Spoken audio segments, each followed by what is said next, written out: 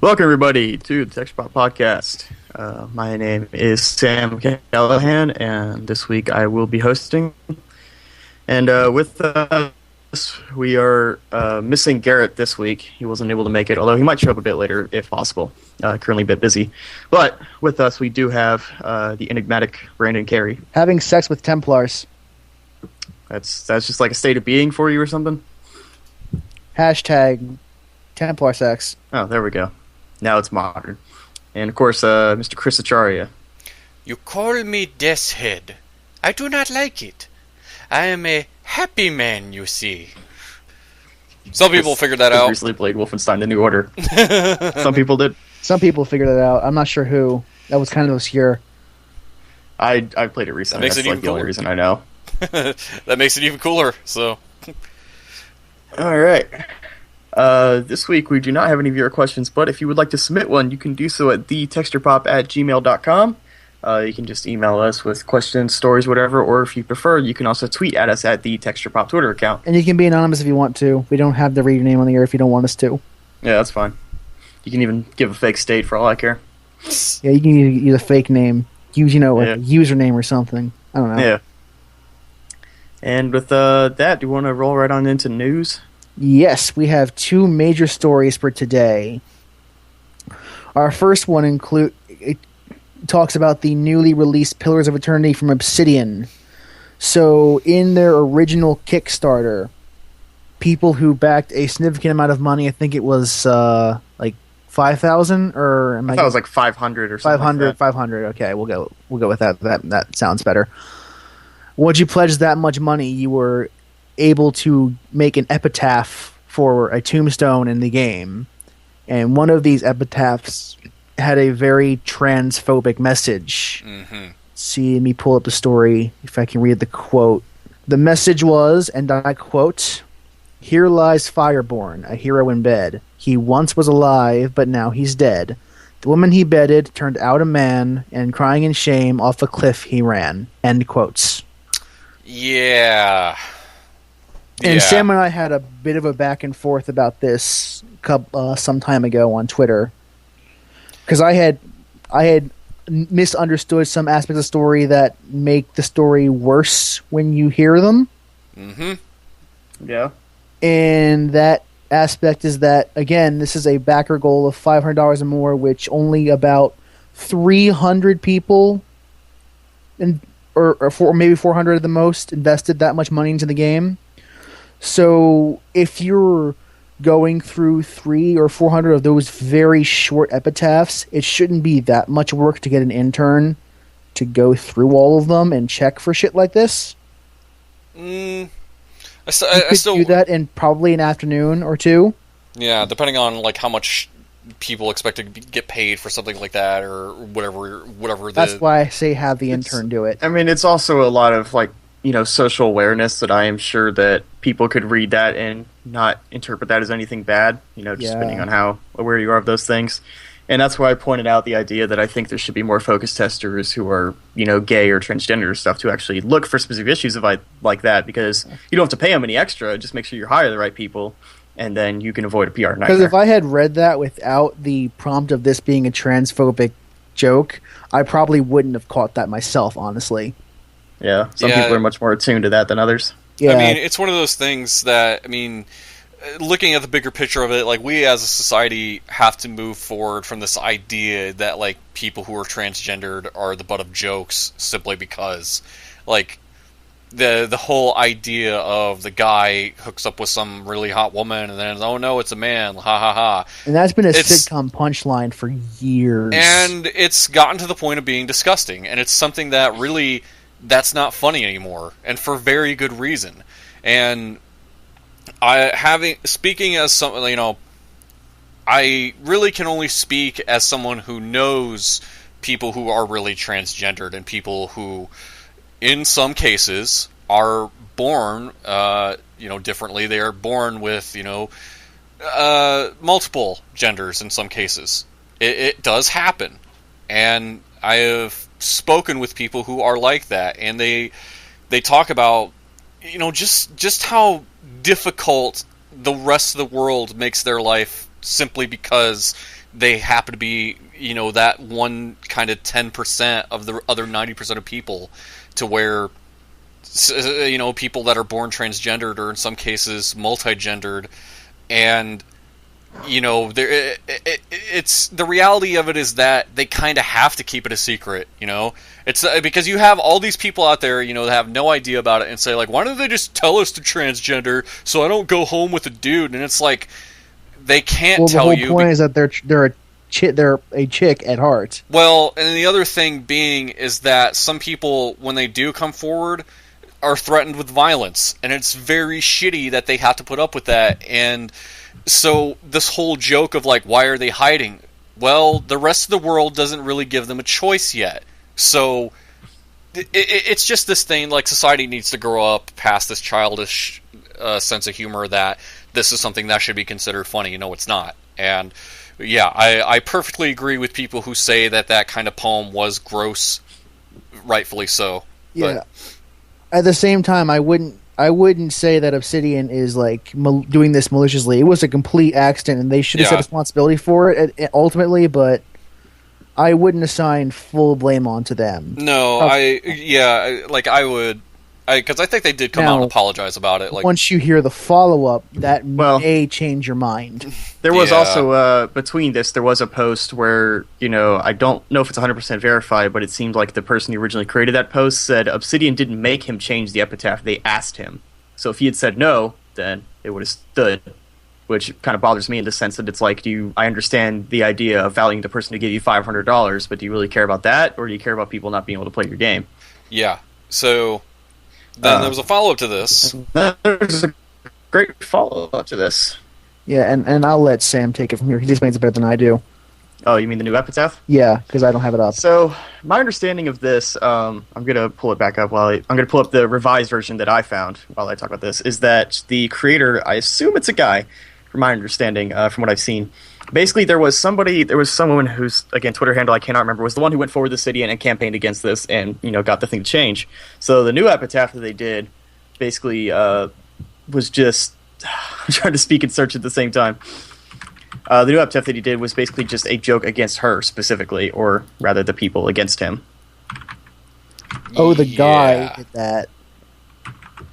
Yeah, like he rewrote it, and it was a joke against the people who told him to get it around. Let's see if it has a new epitaph. Obsidian didn't... Yeah, so here's the new one. It says, "Here lies Firedorn, a bard, a poet. He was also a card, but most didn't know it. A poem he wrote in jest was misread. They asked for blood, so now he's just dead." Misread. So now he makes a joke about people killing him. Misread. That... Yep. It's like I'm all for a good joke and everything, and I'm sure there are people that would want to bring up, like, well, freedom of speech, why couldn't you say it? Because freedom of speech. No, it's not a freedom of speech thing. Because what people... I hate people say that. I hate it so much. Yeah. It's freedom of speech, people tend to misconception that as you get to say what you want. No, you don't. Freedom of speech the thing is, you do get to say what you want, but I also get to say that I hate you for it, and you should suck a fat dick. Yes, absolutely. And we also have the freedom to not hear certain shit. And, like I said, it's like first it's like you make a joke about, transgendered people, and then you make a joke about them being offended about it. Like, it's like, it's one of those things of, like, this is something that just comes from ignorance.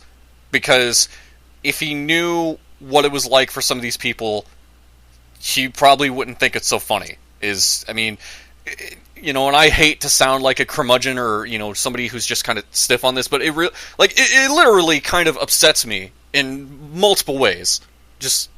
It's not great. No. Like, I really think the guy is just being immature about it. Definitely. I agree. And does anyone else have anything else they want to say about the story? Just looking at a piece of news which apparently says that they do normally vet these, but this one somehow missed it, which, could be Obsidian just covering themselves. Yeah. What's weird, though, is that they say that, they followed up with him, and they said, hey, can you write a new one? And he did. And it says, we vetted this one. And it's like, so how did you see that, look over, and go, yeah, that's fine? Oh, that's pretty bad. Mm-hmm. I mean, people who don't know that, like, you think Obsidian would look at this one and be like, look, stop. Either change it to something normal, or we're not including it in the game. Yeah, given the context of fact, this one would have definitely had to have been under close scrutiny for precisely that reason. Yeah. Yeah. So, something that was going around after this, though, was a great Photoshop by a woman named Janie Hawkins, Bleeding Heart on Twitter. She's pretty great, and she did a Photoshop of it, which I found kind of funny, even though it's a little bit darkly funny because it's against him. That says, "Here lies Firedorn, a bard and a poet. Though he thought he was clever and needed to show it, he bought up a slot, then started to jot and punch down. Oh, so heroic." So, making a joke about him making a joke about making a joke, Yeah, basically. It's jokeception. So, man, it really, like, what bothers me isn't the initial thing, because like I said before, I can understand people not being socially aware about that. Even, like, I was even willing to forgive the guy before I saw the forum post, be like, hey, maybe you didn't know, maybe just a lot of people make jokes like that. And then I saw the forum post, realized he's a total asshole, apparently.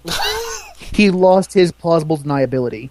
Yeah, that forum post was pretty angry. I can't remember how I found it. I think someone shared the exact post on Twitter. It was on Obsidian's forums, mind you. This wasn't like Reddit or anything. Like their private Pillars of Eternity. Yes! Yeah, and somehow it got passed. So maybe it got taken down or something, because I haven't seen the link since. But it's just so weird, the idea that they vetted that, and then, or they vetted this new one, and which just means, like, surely they had somebody look at that. And, you know, it blows my mind that maybe they didn't, like, they point out the exact person, Erica Victorious, the one who brought this whole campaign to light. Like, they didn't go to her and say, hey, is this a jab at you? Because it kind of seems like it. Mm-hmm. And then she'd probably look at it and go, yes, this is a strike against me personally. And they go, okay, well, we'll talk to him again. You know, it's this weird thing about companies trying to be the mediator between the two. It's not a comfortable position for anyone involved, not really. No. I just get kind of annoyed at this idea of just people not willing to take a side on this and just, like, just for fuck's sake, like, just either one way or the other, just stand up for what you think is right rather than just trying to sit in the middle. Yeah, it's like, assholes who want to be like, no, it's my joke, I don't care if you're offended, and it's like, how would you feel if you were the one that was at the butt of those jokes? Yeah, and generally when I see people who cry censorship or anything like that, it's usually people who are persecution. Generally people who are not at the bottom of those jokes. Yeah.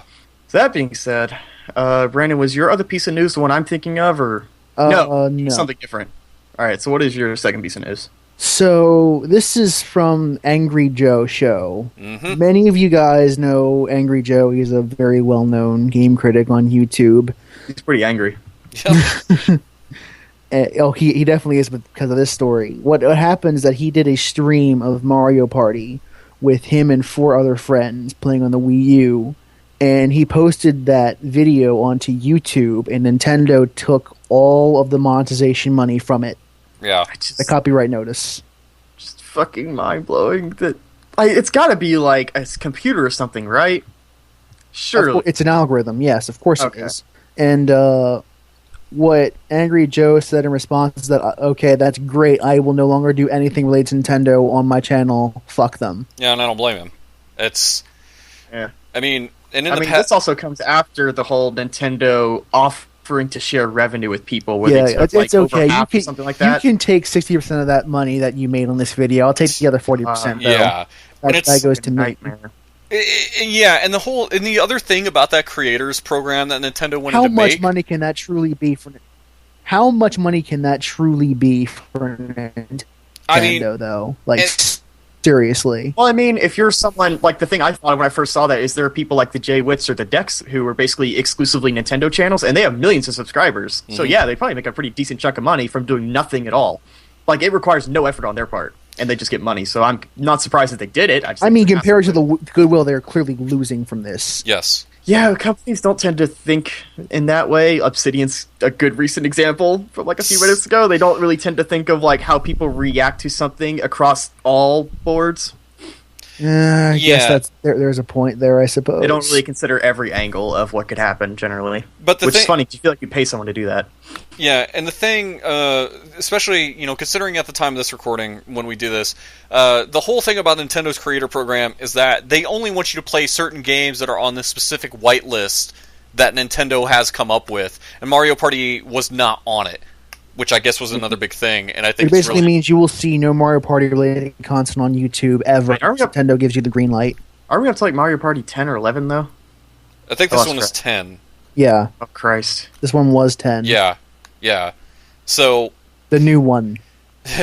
But yeah, it's just this, and I know this is a conversation. This goes back to conversations we've had before about this, about Nintendo freaking out about people on YouTube for multiple reasons. But again, it goes back to this whole thing of Nintendo really does kind of feel like this dinosaur in the gaming industry that holds on to this old archaic way of thinking of how things need to be done. And granted, it's been kind of a two-way street for them. It's like, we only make games, and games are all we care to make. That's it. We're not worried about all kinds of other bullshit, TV shows or anything like that. So when we make a games console, that is what it is. It is a games console. You don't have to worry about TV or any of that stuff. And that is great. And I the love trade-off is... Yeah, and I love how, they don't give a shit about trophies, achievements, or anything because they don't like the way that influences player behavior.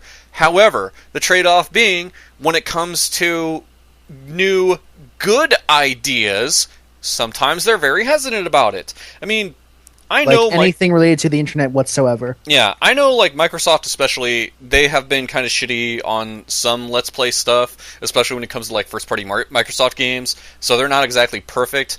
I still don't know how Sony feels about it. I don't think they give a shit. Last I checked, yeah, they're pretty fine. Yeah, Sony especially, I think, doesn't the PS4... No, yeah, they would encourage it because SharePlay uploads to YouTube. Yeah. It says, okay, put your things on YouTube as long as the developers are okay with it. Yeah, I think they usually fall to developers and individual publishers. Yeah. And of course, there's always the famous case of Devolver Digital, which I think the web link is Devolver... Can you...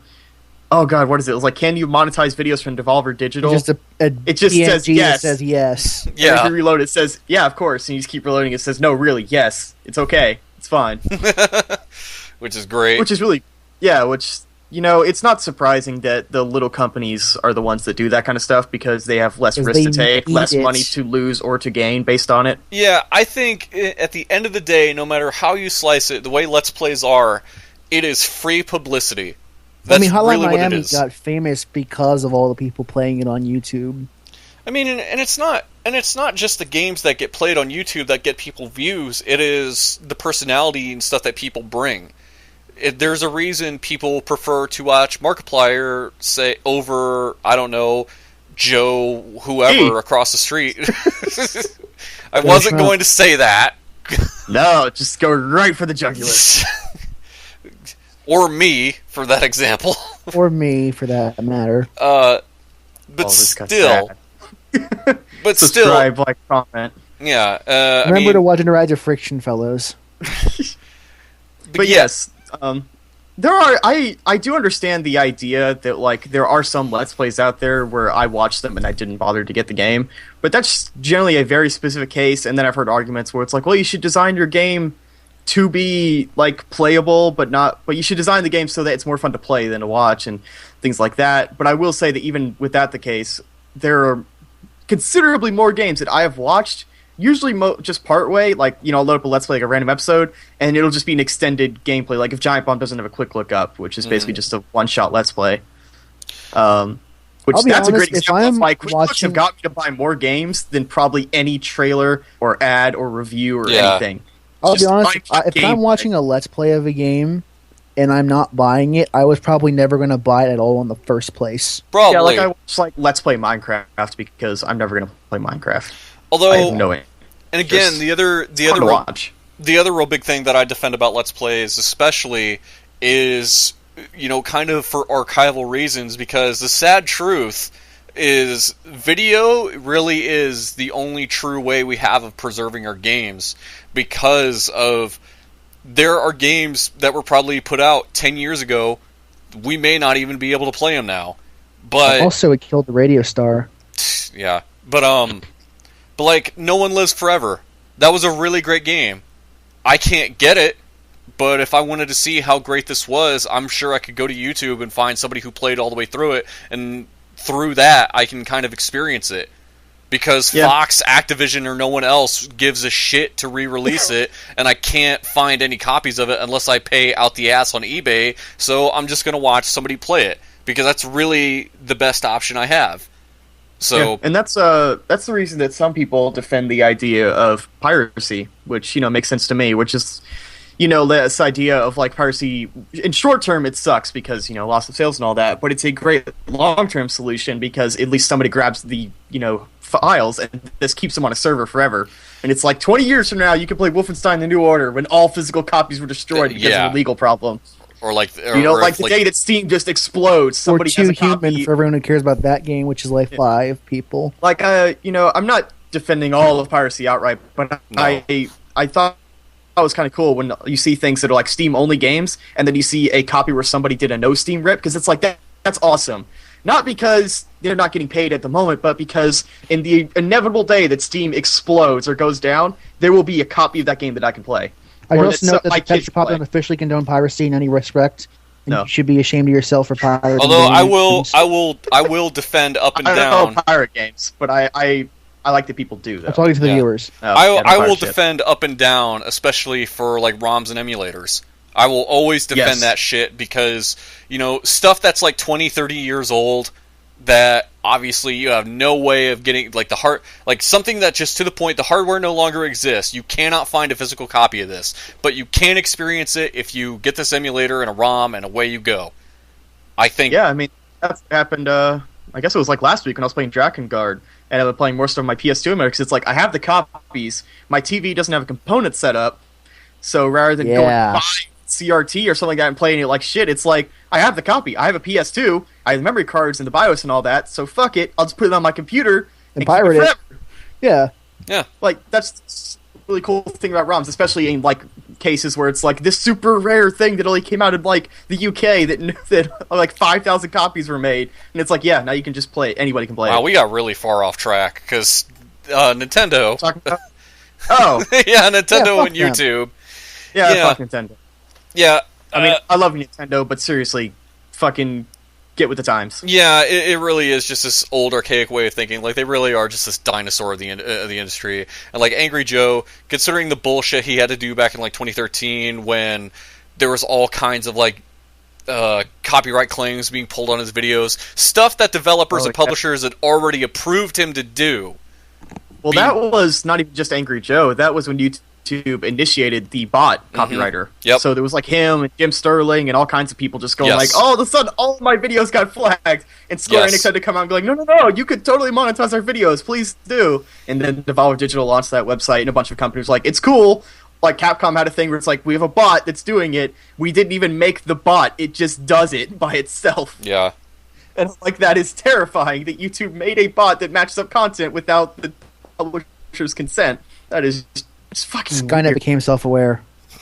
And now you have to like hire people entirely, like, well, probably not entirely, but you have to like give people an extra job just to look at YouTube videos and unflag all of them. But like Nintendo especially, they still seem to be the ones that are like, we don't like. I mean, and it's always the big question of like whether or not if Let's Plays are transformative work, and that whole debate because it's not something that's been challenged in court yet. And that's usually when things get defined, as history has proven. Yeah, it's going to happen eventually. There's going to be some kind of thing one day that's going to go to court and finally settle this. Yeah. And I think that's a good point to move on from this subject. Yep. Yeah, otherwise we'll be here all day. That's exactly why I'm cutting it off now. So, I will end by saying... Put one frame of a Mario Party 10 screenshot in this and have the video claimed by Nintendo. God. Just a single frame. I will just say that, end by saying, I support Angry Joe in his decision. I think he has every right to do it, and Nintendo of course he does. It's his fucking channel. And Nintendo are being complete fucking dick assholes about it, so... Yeah, sure. So who wants to go first? Well, don't forget the biggest piece of news of the entire year, Brandon. Dirt 3 has been released from the clutches of Games for Windows Live. Saw you playing years after its release on the PC. Is this really that important to you, Samuel? Yes, because I've tried to play Dirt 3 for months on and off now, and I couldn't sign in, which means I couldn't save my game. So I either had to beat Dirt 3 the whole game in one run, or I couldn't play it. Well, so, yes, speedrun the game, for fuck's sake. I'm just saying, happened with Dark Souls, and now fucking Dirt got it, and I saw the community post where there's a guy going like, I got like 50 messages a day to do this, and I finally did it, and now people are like, so when are you going to do Dirt 2? And he's like, oh god, please no. Point being, fuck games for Windows Live. I'm glad that everybody's just tearing that out. Now we can move on. Also, real quick, Brandon, Garrett's trying to mention something. He'll be. Yeah, I can't read it all. If you want to read what he's put down here, like. This is just basically Broody going through his week real quick. He'll be attending the East Coast Game Conference on the 8th and 9th of this month. Yeah, so... He also, in his class, finished making tic-tac-toe, hangman, and rock, paper, scissors using Python, which is a computer language, a programming language. I said hello world. That's the basic program. Yep, that's the first thing. And he also made a platformer using he'll be showcasing at the conference. Yeah, so if any of our listeners want to give Garrett a shout out at the conference, that's where he'll be at and when he will be. So look for. Hey, it's definitely a great start. Yep. Yeah, man, that's something. Yeah. East All Coast. Right. Who wants to talk about video games? Well, how has your time been with Dirt 3, Sam? Dirt 3 is a pretty great game. I was thinking about getting it. Does it make you feel so dirty? Very. I almost thought about just doing a short video essay just to try the concept, talking about like an Aaron Stegel style video essay. Yeah, just to practice like editing footage together with commentary, because when I was playing it, and I probably mentioned on the cast before that I used to go off-roading a lot, which meant that at one point we souped up a Jeep, and it was this whole thing of like taking out the passenger side what's we're looking for, seat, and like changing out transmission and engine and all that. And it was kind of funny just to look at like the attention to detail in this game. When you look at it, it's like, yes, the passenger side seat is just ripped out of the car. Why? Because it's not necessary. And it's just funny to think of like how these cars are not designed for transportation. They're designed for the explicit purpose of racing on a singular track over and over. And it's just like, if you look at the detail in like the shifting lights or the way the gears are set up, it's just incredible. And then like Grid Autosport came out and they just shat all over it. Oh, yeah. The cockpit view is terrible in that game. And the thing is, everything is terrible. The cockpit view. Yeah, the thing is, like, the original Grid, I played that and I enjoyed it. And it just seemed to go downhill from there. It's a good game. Yeah, Grid 2 had no cockpit view. Grid 3 had like a super blurry, like really low texture one. Or Autosport did, rather. And then Dirt's always been consistent in quality. But I've been enjoying that. I want to keep playing it, but it's just it's a fun racer. I really like the idea of rally racing because during the final race in Forza Horizon 2, I finally turned off the driving line for the first time. So I've been playing Dirt with the brake only line. Man, even just with the brake only line, the idea of not knowing like whether to be on the left or right of turns is super hard. But it also makes the rallycross racing when you have basically just a co-driver telling you directions. We'll say something like 50 easy left. And then that basically means that within 50 meters, you're going to be making a shallow or a long left turn. Or she'll say something, like narrow bridge, 50 right.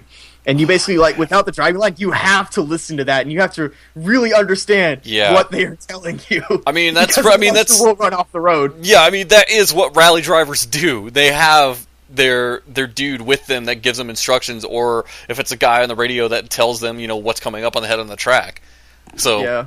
It's pretty cool. And also, if you look over, I like that you can look at their notepad and look at like all the calculations written out. Just attention to detail is incredible. Man, I can't, and I've played the original Dirt. I only played like so much of it on my 360, and I was interested in later games in the series. Although, like I said, it is funny that you bring up the whole games for Windows Live thing, because that is one of the reasons that put me off from ever buying it, like a PC. Yeah. Nobody likes games for Windows Live. I mean, it's discounted and doesn't have games for Windows Live, and most importantly, they added all the DLC as they sort of make good. Yeah, I saw that because I saw you playing it on Steam, and it says like Dirt 3, the complete edition. Yep. Dude, it is one of my all-time favorite racing games. It is just such a great like sense of style and movement, even to the point where at one point I was driving on asphalt. I think it was in an Aspen course, where like the first one you do is like in Finland, and it's this really just dirt and gravel. So when you turn, you slide a good like foot or two when you're making any kind of sharp turn. So it felt really weird when I just got on like this tarmac or this pavement or whatever. So when I turn, it's just on the dot turning like a regular car. And I was like, I feel like I'm cheating or something because I'm not sliding across the road all the time. Oh, God. It's racing games in that way, just because they're so focused that they can put in all that kind of detail. Man, Yeah. As a quick tangent, hearing you talk about like rally racing, I can't help but be reminded of years like before I was like, I don't know, years when I was maybe like 12 or 13, and I remember getting a Sega Saturn. It was one of the great fucking highlights of my time. And I remember playing, I had like one game, and it was Virtua Fighter 2, but I didn't get another game for a long time, and to tide me over, I had the demo disc that came with the Saturn. Included on that disc is fucking Sega Rally Championship.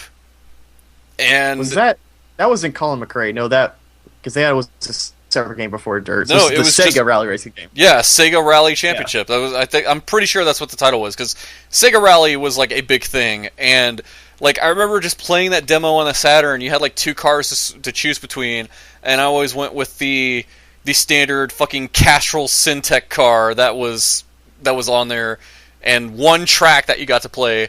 And just fucking 32-bit 3D racing on a Saturn, and it still had the co-driver of heavy turn left, like narrow turn right. Yep. Like just, oh man, so good. Fucking so good. Like I played the shit out of that demo too. I'm kind of surprised there aren't more rally racing games, but I guess because Dirt just really stole the show, and there was like one or two back when like Dirt 2 was coming out, and then I'm pretty sure they were awful. I remember so like Colin gave it another shot. Yeah, I remember like Colin McRae Rally was like a thing. Like because that was because I thought the first Dirt was called like Colin McRae's Dirt or something like that. I don't remember. Whatever. So I did play some other games, but in the interest of time and because I haven't played so much of them to really talk about it, I do want to mention that me and Chris finished the first of 4 campaigns in Resident Evil 6 last night. Yep. Oh, baby, that sounds great. It was the best. Oh my god, it was so incredible. It was so bad that it just came full circle and became amazing. Do you know what's even worse? It's not possible. Chris somehow convinced me to start playing Fuse with the two of you. Oh, we'll get to that. Dude, I have got to buy that Elgato soon. I'm placing. I already placed my order in for Amazon. I spent like $12 on it, and should come within the week. I might push back my monitor an extra few weeks so I can buy an Elgato and record this. Oh no, you don't. Texture Pop plays all of Fuse. You don't have to do that. You don't have to do that. I feel like I do though. Oh god. Oh man. Oh, that's great. 3 of us will play together, and it's going to be awful. awful. To kind of briefly sum up, this started with me because I fucking bought a copy of Fuse for like $7.49 as just this sick curiosity. As like, I love Insomniac. I know this game is fuck all, but you know what? For $7.49, I will still buy it. And then I tweeted about it, and then Sam felt compelled to buy it on Amazon. And then after talking with Brandon, he decided to buy it too. I feel for like the record, your sick you curiosity. You guys are great friends. I hate you both. It's funny because I'm usually the instigator of this thing. Where it's like Sam bought a terrible game. Now start buying Sam terrible games. I will admit though, Sam, no matter what you say, I will not play Rogue Warrior. Oh god. I thought it was like a couple weeks ago, I think I mentioned that I recorded like half an hour of that because I kept saying I was going to make an episode, like a Let's Play, and then it didn't record the mic, and I was like, well, that fucking game gave me a migraine, so I'm not going back to it. Oh god, it was so bad. But so Resident Evil 6, though. Yep. Not the worst thing in the world. It's pretty bad, but it's not the worst. I'll say this. Because we played through Leon and Helena's chapter, and I will say it got better as we went through it, because I don't think anything could have been as shitty as that underground cavern. I have a question. Oh, God. I have a question. Who is Helena? Yes. She's a CIA agent? I don't know. She's not Leon. FBI? she's the guy that hangs around. She's the lady that she's the lady who hangs with Leon. She has a sister. We fought her. Yep, she's dead now. So some kid died? Yeah, and there was this evil guy named Simmons, and he turned into a Tyrannosaurus Rex. He was like the Resident Evil biological transformer, because he kept like his face was unfolding, and he would turn into like a dog. At one point, he turned into a T-Rex with like an eyeball in his mouth, and just just crazy bullshit. Like we had to fight him like turned into like a giant fly spider image in the of end. a Spider-Man comic I saw, and that's Spider-Man going against this guy, and he was like, "You have the power to rewrite DNA. You could cure cancer with this." And then the villain goes, "But I don't want to cure cancer. I want to make people into dinosaurs." God. Oh Jesus! Just like towards the end, it just got so fucking ridiculous that it just became amazing. It's like the beginning though is fucking terrible. Oh my god! Like the graveyard, the underground lab, like all that stuff. Yeah, where you can barely see shit. I don't know, fucking. They just pair all 6 characters together in Ada, and it's like I don't know. You got to fight this giant fly thing with rocket launchers and shit, and lightning rods, and it's just fucking nuts. Yeah, I kept playing Fuse. Yeah, I will say the further we got into Resident Evil 6, it felt more satisfying, to be honest. And that was mostly just because, like, for one, the areas got a little better, although there was one in particular where we had to, like, find those 3 keys. Oh, yeah. We were just sitting in a 4-person conversation. For about half an hour, we were looking for keys because we couldn't figure out the one fucking ladder we had to climb. Yeah, the area was designed so fucking bad. Like, it's just, like... You can't it's like a market area. Yeah, like you can't just go straight to a key. There's some fucking gate or something stupid in your way. Well, it's always a blocked door that was blocked from one side. Yeah. Like, just stupid locked door in the world. It's only blocked on one side. Oh, no, but fucking Simmons turns into the Resident Evil biological transformer, and, like, I just wanted to laugh because it's like, he turns into this giant stuff, and then he'll turn back into a dude, and it's like, where does he fit all this? Like, where does he fit the mass from going from a 6-foot-tall human being to a 50-foot mutant T-Rex? Like, what? If it's a comic book, then probably hyperspace. I also don't know how his face comes back together in basically one piece, considering it shows it splitting in half several times. Yeah, like, they kept doing that shit in the end, too. Like, it would split in half and his skull would come out, and then it'd, like, he's like the spine on top of this big, massive monster. It's just fucking ridiculous.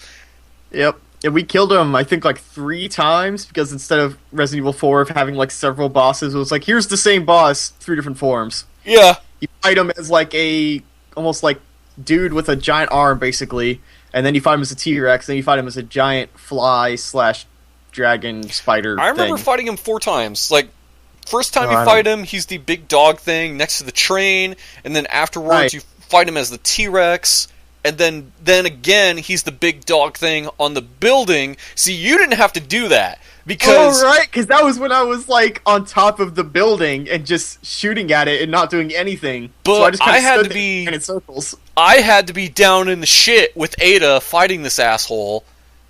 And then afterwards, that's where he turned into a giant insect, and we had to, like, pop off his limbs, and the whole puzzle of...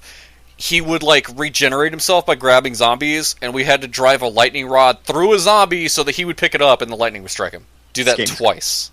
I got to do a German suplex to a zombie. 10 out of 10. So did I, as well as, like, fucking DDT. I could suplex a train. That would be pretty cool. Yeah. You can't do that in RE6, though. I think the best part, though, was all the quick time events I didn't get to see. So imagine Chris just, like, frantically mashing buttons and turning sticks, and I'm just sitting there looking at Beyond doing nothing. Like, from my perspective, it's just nothing is happening, and then a cutscene plays where the plane crashes. And it's like, great. I'm so glad I get to participate in this. Because I fucked up, like, the first time that plane crashed. Like, there's an area on a plane, and, like, Leon, like, has to get into it. And from my perspective, it's like he's sitting in the seat, and I would have to use the left stick to change his perspective between the steering wheel to the left side of the controls, the right side of the controls above me, and the QTE event wouldn't prompt until you're looking at the right one. So when she's like, you have to turn off the autopilot, and you have to look up at the top panel, and then it tells you push X at the right time to turn off the autopilot. And one time I fucked up, and the whole time you're doing this, there's a counter that shows how far off the ground you are, and if you don't get all the QTEs right, you fucking crash. That's what... So great. And we were sitting there laughing the whole time because I couldn't tell whether I was successful or not, because like the cutscene starts and you're like, oh man, they show them, he's pulling up as they do. No, they just crash in the river and the plane explodes. Like, It's also worth noting that Helena never got to drive or fly anything. No, you tried to get in the pilot seat once. And it wouldn't let me. But Sam, women can't drive. Apparently they're not allowed to fly planes either, because I figured Helena would be as well equipped as fucking Leon to fly a jetliner. But women can't drive. I think Helena would be a pretty great driver. Yeah, considering... dresser too. But she's a woman. Yeah, I think there was one other time where it made me do it instead of you. Like, I think it was in the car or something stupid. Like, yeah, there was one point you were driving a car because I was watching. Yeah, that was early on. Like, I had to, and again, it was that whole thing of you have to shift your perspective. Like, does he look in the floor? Does he look at the visor? Does he look at the door? Then, like, oh, and then the prompt shows up. Now he pulls the key out and then puts it in ignition. Video games. Yeah, It's definitely easy to notice, like, in retrospect after playing that, why this game, like, why people hate it. And it isn't necessarily because it's a bad game, but it's because it's full of so many cutscenes and QTE that there's not that many systems to work with. Like, really, the only system in the game is shoot zombies. There's no, like, driving systems, no flying. So it's just, in terms of the raw gameplay, there's so little variety. But it's just like, why am I even here? I mean, it's not like we have to search an entire complex for a crest to open a door anymore. Yeah. It's a bizarre game. So I can't wait to play the other 3 campaigns. Yeah, next is going to be Chris and whoever is with Chris. Pierre Von Dong, as I call him. Because I don't know his name. None of us can remember his name. Nobody gives a shit. Chris and No Name. Well, which is the title of this episode, by the way. Chris and No Name. I mean, it should be Chris and Pierre Von Dong, because that's what I kept calling him. I loved how, like, there was a cutscene where, like, Leon runs into those two. Like, when those two show up, like, Chris and Leon fight each other, and they have dialogue, and Chris is like, "What the hell are you doing? She's the one responsible!" And then there's Chris's buddy, and he's like, Yeah, he doesn't say anything, he just looks sternly at them. Yeah, he just does that anime thing of, like, Yep. Guys, look at my hair. Isn't it great? I mean, then you get, like... Yeah, and then you get, like, Sherry and whoever Wesker's son is. I think it's Jake. Yeah, like... I don't know. Just, that's gonna be a great campaign. We can't remember his name either. Wesker's kid. It's basically like each campaign is like you remember one person's name. There's Chris, there's Leon, there's Sherry, there's Ada. Everybody else is nobody. Because this game has to be co-op. Yeah, we didn't try, like, who Ada has with her, because it was like, you have the option for co-op, but we don't know. That would be a great twist. I think it'd be better if it was Hunk, who is with Ada. That would be great, too. Oh, man. The plot twist is that all of them are secretly Sheva in disguise. That would be the great twist. That would make that game worth it. Anyway, I'm going to go ahead and end it here. Like I said, I played some other stuff, but not enough that I can really discuss it in depth. I think it'd be best to be segued into Chris, because, you know, he played games with you.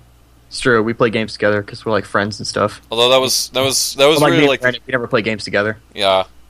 Like, we were trying, but it was, you know, scheduling and the like. And we already talked about Fuse. I'm so excited! Despite the fact none of us have really played it, it's just... I played a demo of Fuse. I've seen about 30 minutes of footage of Fuse. I know there's a horde mode. You guys are not going to be entertained. You're going to be bored to tears. It's going to be the best Let's Play in the world. Oh, God. So I really only played one game worth mentioning, and that is I finished my first playthrough on Wolfenstein: The New Order. Yeah, you did. Which is a pro because the DLC is going to come out soon. Actually, isn't that being sold as a standalone? Like, it is, yes. Yeah, the Old Blood. Yeah. Hopefully it doesn't... like May, I think. I think so. I might have to double check the Steam release on that. All I know is I'm glad Bethesda is still doing it, because I think they did an amazing fucking job in New Order. Yeah, New Order, that is a fucking video game. You know, I don't want to really spoil anything for the story. I know, Brandon, you and I can kind of compare notes on it because, you know, everybody is familiar with the whole separate timeline thing that goes on, where there is one choice that you make, and that is choosing between who lives or dies between Fergus and Private Wyatt. And What's his name? Yeah. In my playthrough, I saved Wyatt, and Fergus ended up dying. I say Ferguson. Yeah, so did I. Yeah. So therefore you made the wrong choice. 2 out of 3. Well, the thing is, I don't want to spoil anything, although there is one cutscene that you have with those characters, and both of them pretty much tell you made the wrong choice. Like, they should have been the one to die. Even though... It's a very specific cutscene in, like, the home base area. I remember it. Yeah. I don't think that really spoils anything. I think it's required by the plot to view that cutscene. Yeah. Probably. Although, and I don't feel too bad about giving this away, is the fact that there is a distinct character depending on who you choose. If you save Fergus, you have this lady in your base called Tekla, who is this very obsessive-compulsive, does not sleep, by the numbers kind of person, to where she is all about, like, things happen in algorithms and everything needs to be planned, and she's afraid to sleep because, like, and again, this is where I really give Wolfenstein credit for its storytelling and its character development, because aside from wanting to finish this game for the sake of this is a good, fun shooting experience, and I'd like to finish it and beat it, but also I was really genuinely concerned with what happens to the characters in the story, and man, yeah, like, if somebody would have told me years ago that a Wolfenstein game had good writing, I probably wouldn't have believed them. But but this is like the idea that they managed to humanize B.J. Blazkowicz and do it in a way that wasn't like super obnoxious, but in a way that actually felt pretty meaningful, to where I could tell you who B.J. Blazkowicz was, aside from he's the dude that shoot all the Nazis. But the dude that shoot all the Nazis. Yep. But yeah, like Tekla, like she's this weird character, and I will admit I didn't like her as much as the like, not even some of the other characters, but I didn't like her as much as the character Jay, he's an African American guitar player that you have in your base if you save Wyatt, and he is the guy that I experienced in the story. And is that the one that's just straight up Jimi Hendrix? He pretty much is. His face is scarred. I think that's supposed to be the joke. Yeah.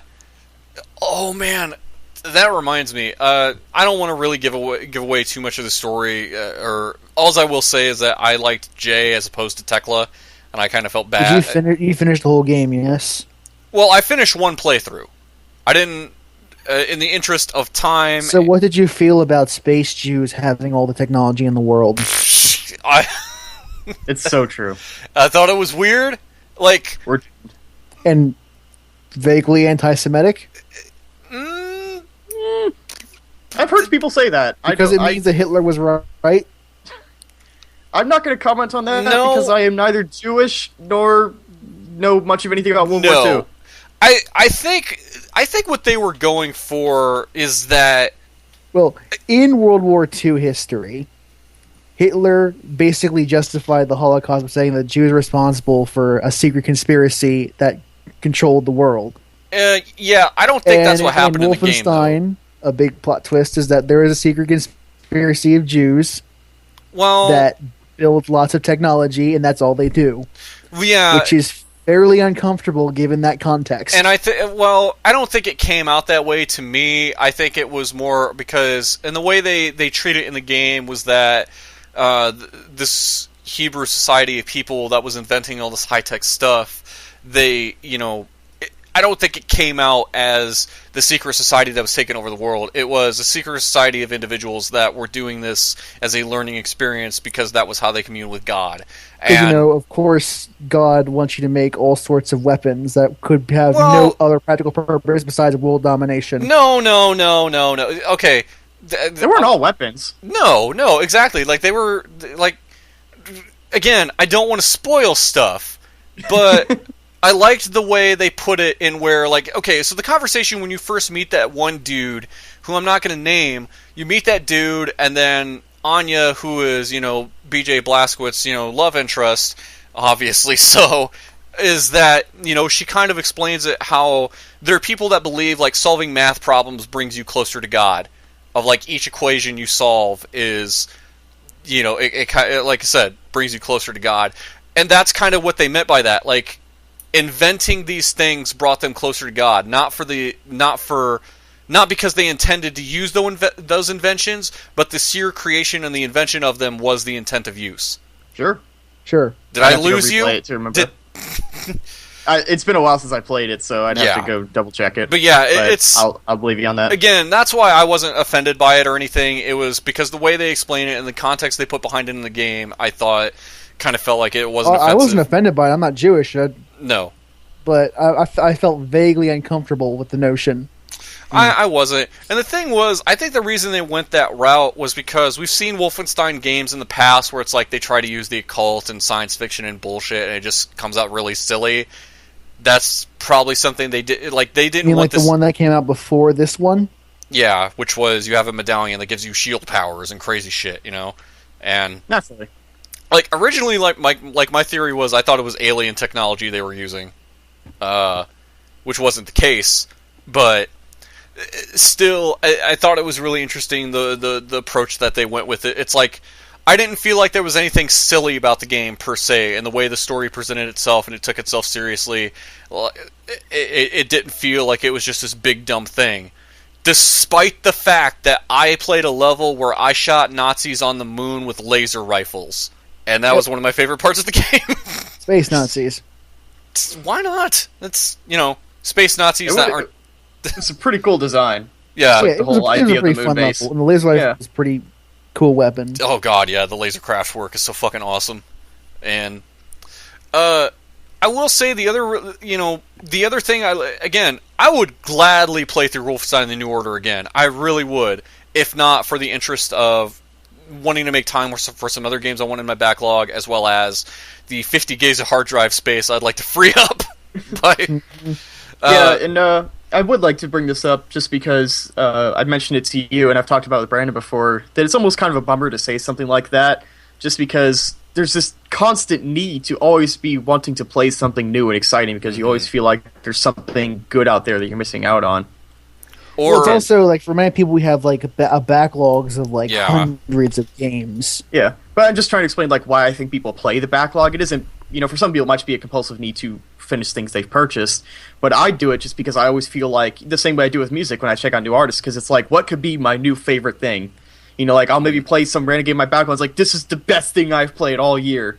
It's like, I'll never know, so I just have to constantly be playing new stuff instead of replaying stuff I'd rather be doing, because there's comfort in the familiarity of stuff I've played before. There have been some times where I will go to an older game that I've already finished simply because, like, if I'm on a new game and it gets frustrating and I get to that point of like, I can't fucking do it. Like, I'll either watch a movie to chill out, or like I'll go to another game to where, because sometimes I have those moods to where it's like I still remember how fucking frustrating where I'm stuck at is. And it's like, fuck it, I'm just gonna play something I know I've beaten and just to relax. Like, I did that with, like, Fist of the North Star. I went back to that game just because it's like Dark Souls 2. Yeah, exactly. Like I'd gladly put more hours into it. I kind of feel like Wolfenstein would be that game, though, of, like, this was something I know I've already beaten. I would gladly go back to this, even though I've already beaten it. But some of the stuff that I could also do, like, not just collectibles, but something I think is really... What I think they really nailed as far as the single-player experience is that if you play through it twice, it's not just to see the cutscenes that you didn't get with the other guy, but there are things that affect gameplay, because if you choose to save Fergus, which I know you two did, you get the health hot wiring. You hotwire and you can get health upgrades. However, in my playthrough, because I saved Wyatt, you can pick locks and you get armor upgrades. So, if you wanted to get both of those, you would have to play through the game twice to get both the max health and armor upgrades. Which I think that's an interesting way to incentivize a person to go back through. Not to mention, the various perks that, if you didn't get all of them in a single playthrough, you can get them all, like, if you do it again. Especially if you do what I did, like, some of them I started playing on, like, a lower difficulty setting, and, like, got some of them pretty easy. Well, the perks end up verging on the things where, like, you do the thing that you would never otherwise do in order just to get the perk.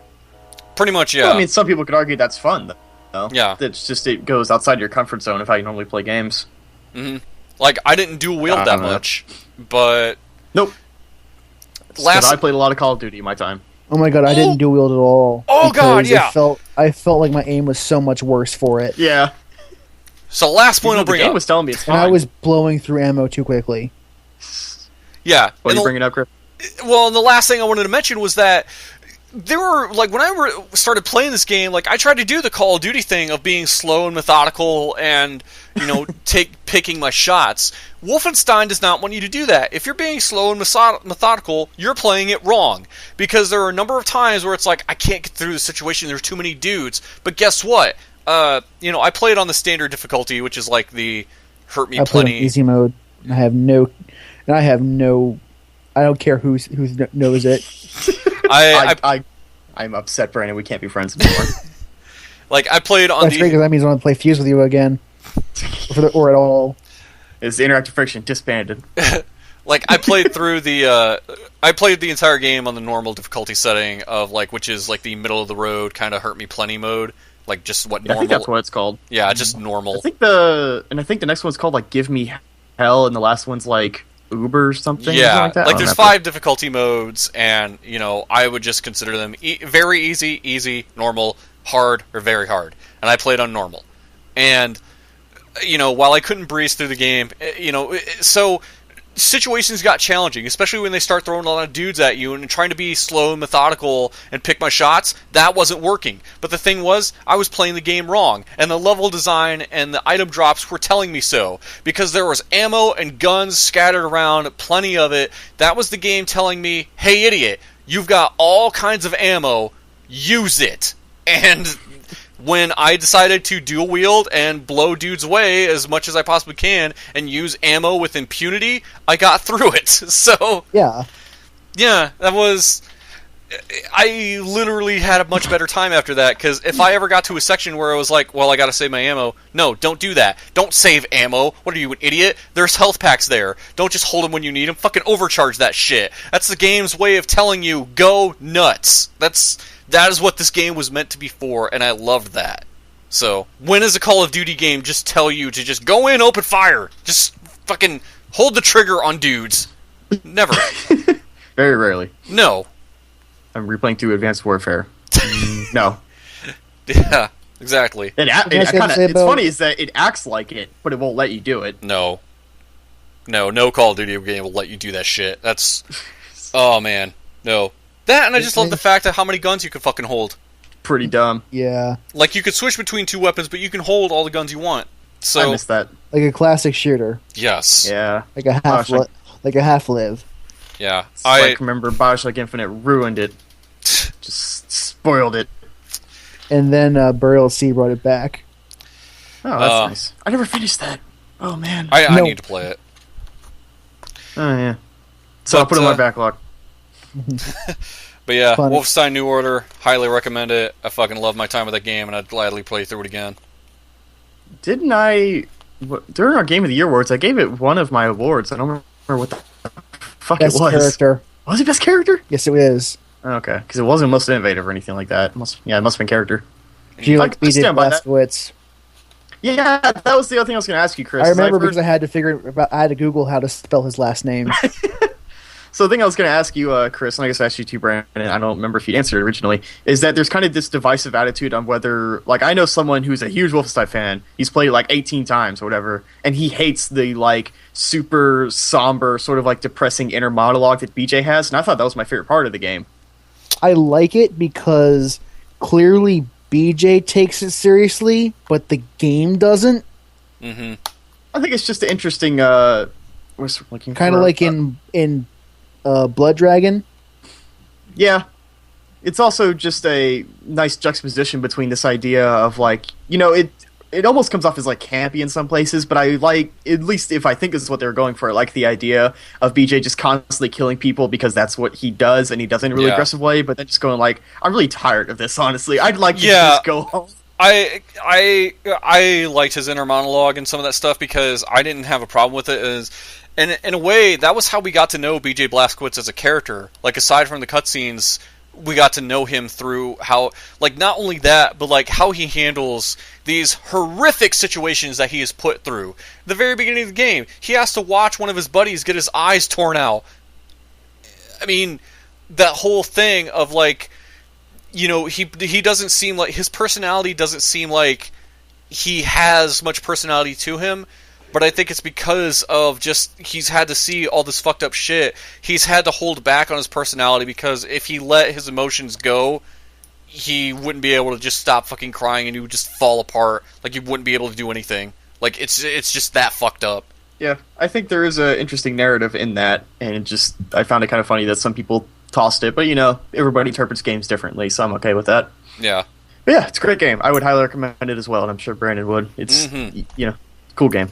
I recommend it too. So is that good for you, Chris? Yeah. All right. Brandon, video games. You watch any movies, read any books? As someone who is on spring break and is now currently jobless, I spent a lot of time playing Dragon Age fucking Inquisition. Oh, so how's Solus treating you? Solus liked me. Really? Your message just wasn't constantly Solus is disappointed? Oh, that happened a lot, but I ended up making up for it by using a lot of investigative options because he likes it when you investigate things. I've never gotten far enough to see if he's going to like me or not. Solus is weird because he's the only character in the game that will like you when you take investigative options and dialogues with him. Just for asking questions, he'll like you a bit more. I think that's a very interesting use of mechanics to tell you about a character. Yeah. To basically just say, this is a very inquisitive person, he likes it when you ask questions. Or he likes it when you thirst for knowledge. Yeah. Because I'll bring it up later, but I recently wrote an article that in part goes into the idea of I'm really into mechanics reinforcing characters. So I thought that was a good example. Yeah. Yeah. But overall, since I have finished that game... I saved the world for the third time over. It's okay. The ending is kind of... Well, we'll just have to rewind back to the Game Awards and steal that award and give it to Destiny instead. It was okay. Well, the problem I have with it is that the ending isn't bad, but it feels like nothing gets resolved particularly well. You do end up beating the bad guy and saving the day, but all of the faction side plots and a lot of the companion side plots don't really get finished, or they feel incomplete. And I can't say a lot more without at least minor spoilers, but there's a companion called Blackwall who is a Grey Warden, and he joins your party. I remember him. And if you don't mind me spoiling his companion plot. I don't care. Chris, do you care? I know you're playing this game too. I guess I'm fine with it, so...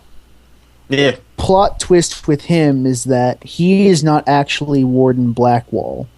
He is someone who was following Warden Blackwall and was about to take the Grey Warden initiation, but when he got the Darkspawn vial, Blackwall got killed in a Darkspawn attack without him knowing.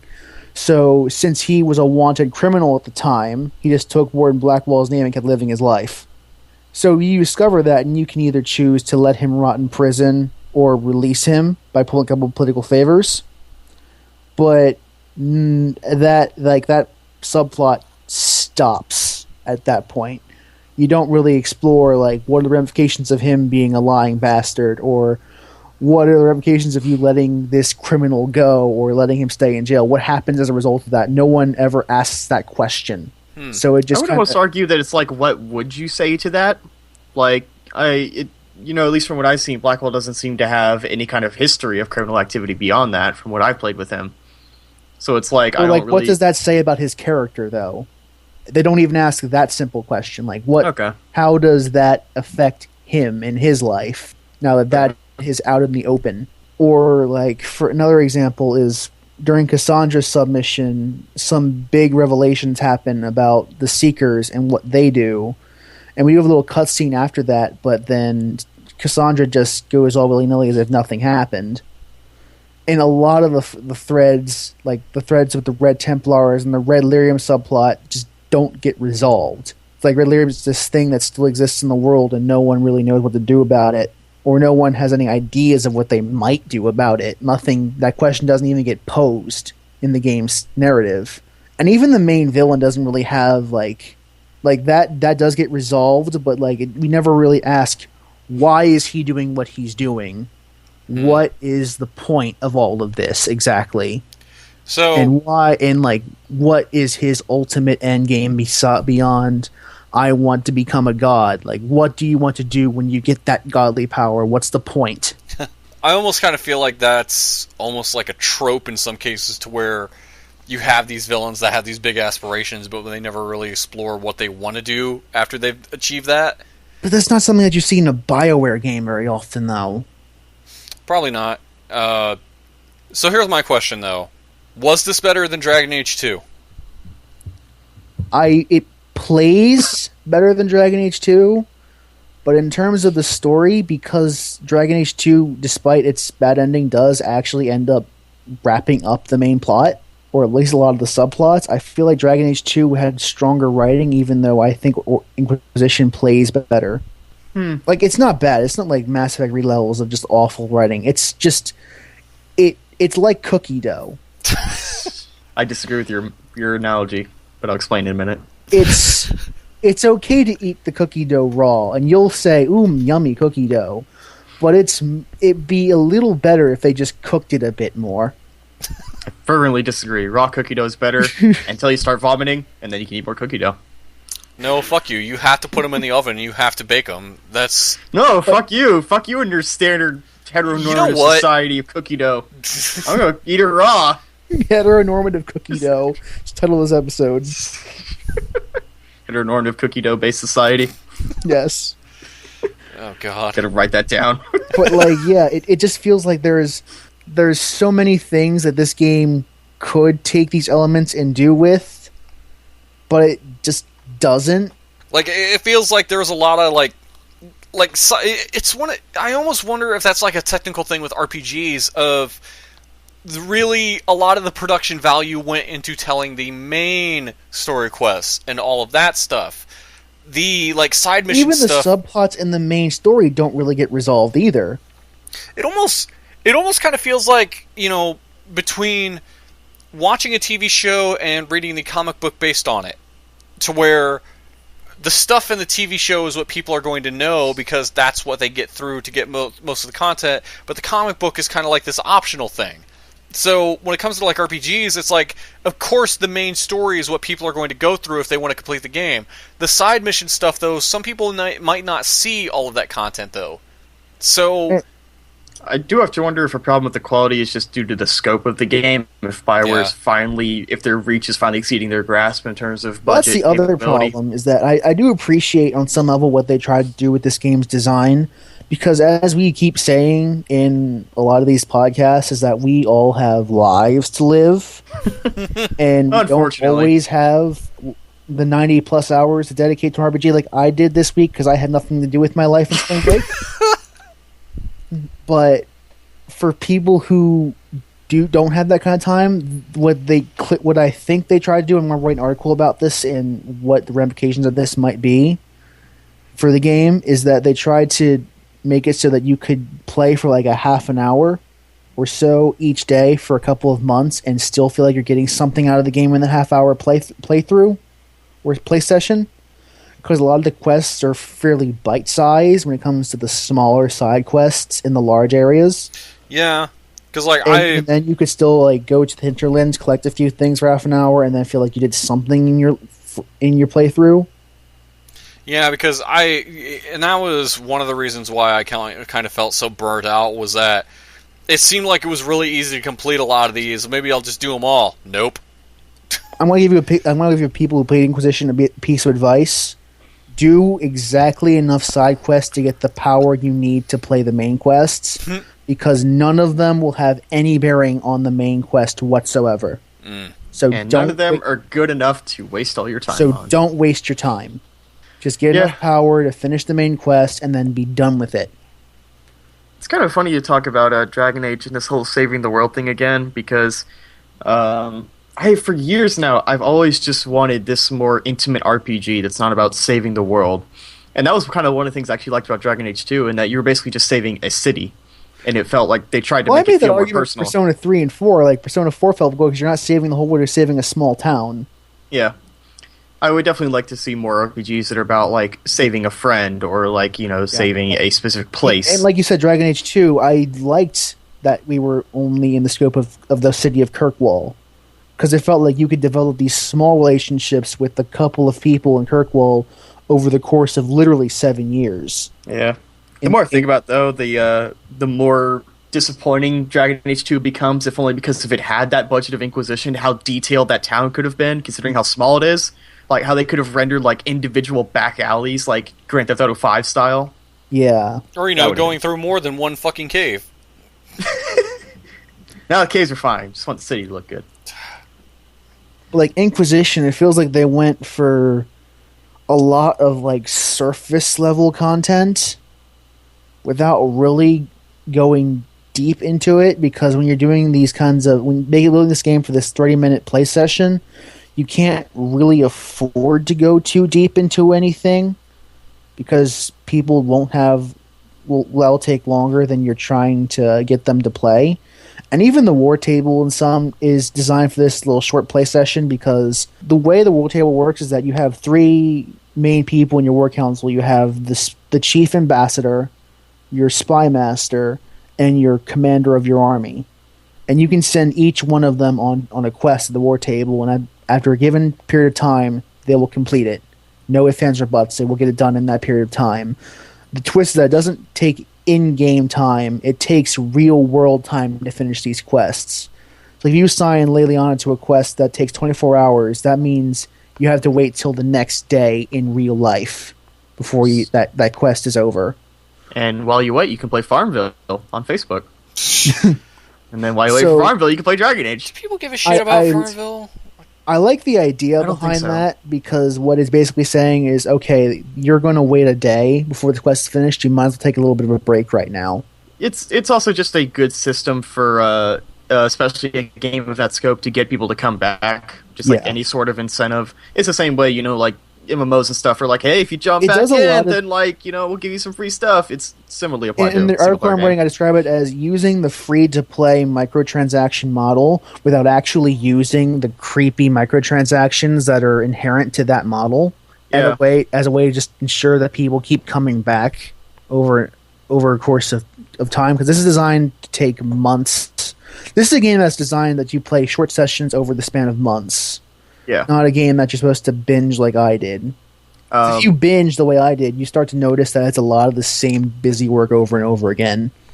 Also, I do think it's interesting to mention, Chris, you might be able to back me up on this, that Destiny actually has a similar system with the bounty board, where it's very much about, you just play for a little bit, and then you check back of the week, you get some new bounties, which are incentive to play certain missions and do a little bit of leveling up, because if you just binge on it, you'll burn yourself out. Yeah, I can see that, because I've done that shit to where, my play sessions with Destiny, sometimes they don't always last a long time. I'll play long enough to get through some of these missions, and I always, and it's, whether it's just someone that plays video games a lot, of just this thing of, I want to do this, and I want to do it as fast as I possibly can. What is the path of least resistance? Of, I need to level up, I need to get this experience, I need to get this armor, I need to get this weapon. Things like that, and it's to me, it's like doing the bounty missions is the fastest way possible. Because, like I said, I completed the mainline story, and the other things I can do is, and I leveled up to where the experience is no longer of use to me. So now, my next big goal is I have to reach max level, and the only way I could do that is getting better equipment. How do I do that? I gotta do bounty board missions, and I gotta get my reputation up, and that's really all it is. And you can do a little bit each time, but trying to grind reputation for a good long time, no, you will get burnt out and you will hate it. So, especially and I know there are DLC story missions now, some of which I haven't touched. The last time I tried to go into one, I tried, and I got pretty messed up. Yeah, the last time I tried to go into one, the game was basically telling me I was not strong enough to even attempt it. So it was I got to get better gear. So yeah, but yeah, there is something. That was just Sorry. I was talking to Chris could finish real quick. Well, there is something to be said about that thing of, you can clearly tell it is designed in a way that you're only supposed to do so much of this at a time. Don't do this much in a single sitting. You will get burnt out and you will hate it. Yeah. I think that's a very interesting new application that single player games have done recently, and I think that's actually a pretty nice and what's sort of looking for, I guess, not in any way angering to anyone way to incentivize continuous play. I'm still trying to figure out whether I like it or not. Because like I was saying, that's great for people like who have lives and can only afford to spend an hour or two a day playing a game. But at the same time, what they did in Inquisition is that they did that and they had a lot of surface level content. It's not the same mistake that Mass Effect made, where Mass Effect at the end at the last game, it just kind of really shit the bed with all sorts of really badly written plots. It's not that. Inquisition has some decent writing. It just doesn't go deep enough into it where I feel like I got a satisfying chunk of story out of it. I do wonder, don't look at this in a bad way, I do wonder if the DLC will help clean any of that up. As far as filling out characters or something. I know they came out with their... I hate you for suggesting that. I knew you were going to say that. I hate you so much for suggesting that, because that's probably what's happening, and I don't like the thought of that. Yeah, I live in a DLC world. I am of the opinion that a game's story should be wrapped up within the main game. I agree. Anything that takes place outside of that, as far as DLC, that should be ancillary. Like, clearly, BioWare does not agree, because the fucking villain of this game is from the DLC to Dragon Age 2. Wait, which part of DLC is he from? Legacy? Yes. Oh wow, I never played that. I didn't either. Well, that explains a lot. Fuck. The villain from this game is from a DLC that I only know about because I saw someone make a video on Dragon Age 2. That's probably the way to go. Is that it, Brandon? Yeah, that's it. I mean, I played more Final Fantasy 3, but I have nothing really to say about it. It's the same comments that I had last time. Well, I'm sure next week we'll have some new games to play and talk about, as we should, because that's kind of how this podcast works. I did actually do something that's not game related. How much time you got? I'll save it next time. I do have things to do, unfortunately. Yeah.